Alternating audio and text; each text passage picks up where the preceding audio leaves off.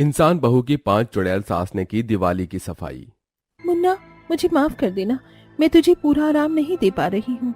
तू जानता है दीपावली आने वाली है और मुझे घर की सफाई करनी है। काश आज मेरे साथ मेरी सासू माँ, मेरी चाची सास, मेरी ताई सास और मेरी बुआ सास होती तो वो मुझे कितना प्यार देती थी। अरे ये मैं क्या सोच रही हूँ। ऐसे बोलकर शिखा आराम से खड़ी होने लगी। वो प्रेग्नेंट थी और उसकी प्रेगनेंसी का 9वां महीना शुरू हो चुका था, लेकिन ऐसी हालत में उसके सिर पर घर के सारे कामों का बोझ था।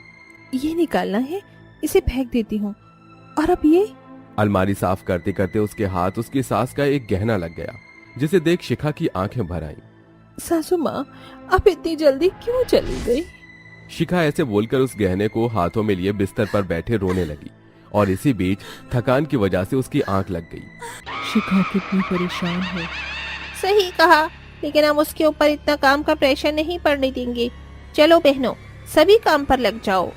जब शिखा की आंख लगी उसी बीच 5 चुड़ैल उसके कमरे में आ गईं और शिखा के सो जाने के बाद वो पांचों वहां की सफाई करने लगी।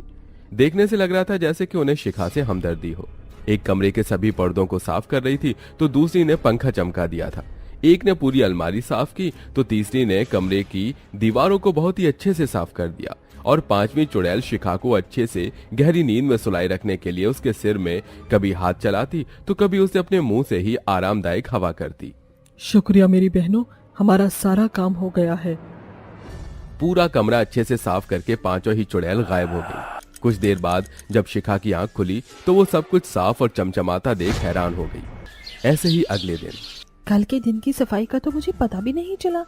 चलो आज किचन को भी साफ कर लेती हूँ। ऐसे बोलकर शिखा किचन की सफाई करने लगी। उसने सारा सामान बाहर निकाल दिया। मैं तो काफी थक गई। मेरी कमर। चलो अब कुछ देर बाद सफाई करूंगी। शिखा ऐसे बोलकर अपने कमरे में चली गई और कुछ देर बिस्तर पर एक किताब पढ़ते हुए आराम करने लगी। मेरा लल्ला भी कितनी मेहनत करके थक जाता होगा ना। शिखा अपने पेट पर हाथ रखकर अपने होने वाले बच्चे से बातें करने लगी। उसी बीच वो पांचों चुड़ैल फिर से शिखा की मदद करने आ गई। चलो हम सभी अपना काम कर देते हैं।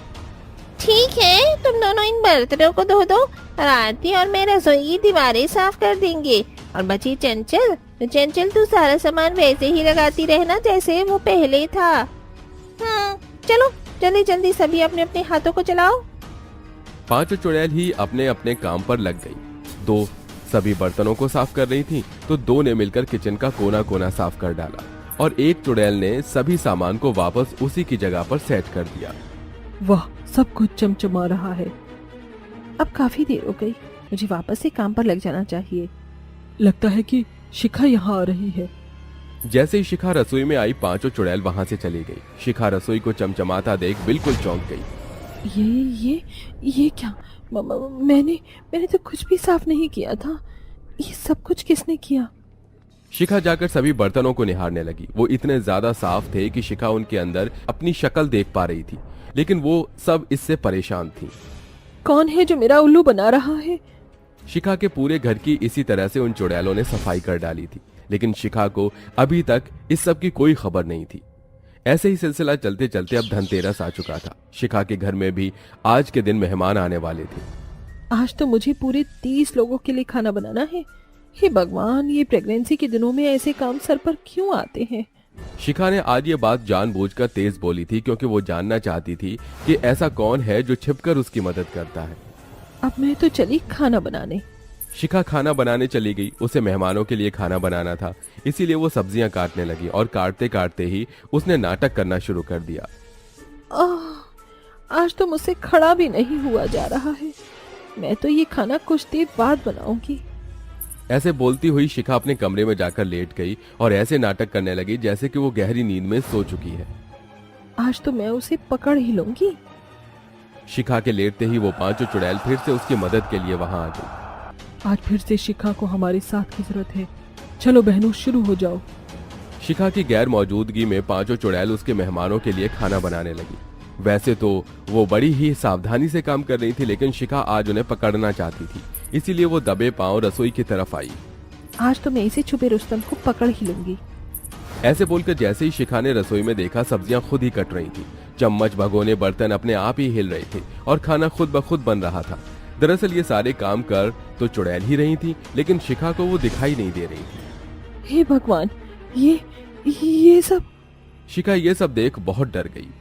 कौन है यहाँ? सामने आओ। मैं किसी से डरती नहीं। देखो तुम ही सामने आ जाओ। इस तरह मुझे परेशान मत करो, वरना तुम्हें कैद करवा दूंगी। तुम वही हो ना जो मेरी मदद करते हो? तो प्लीज सामने आओ ना। शिखा बहुत डर रही थी। उसे ऐसे डरते देख चुड़ैलों की आंखें भर आईं और एक चुड़ैल बोली, बेटा शिखा, बेटा तू डर मत, हम तेरे अपने ही हैं।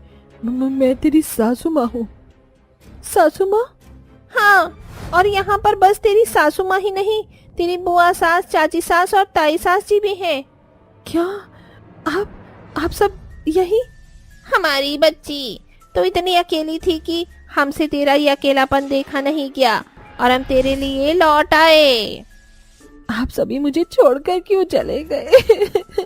और अब लौट कर आए हैं तो भी मुझसे इतनी दूर क्यों है?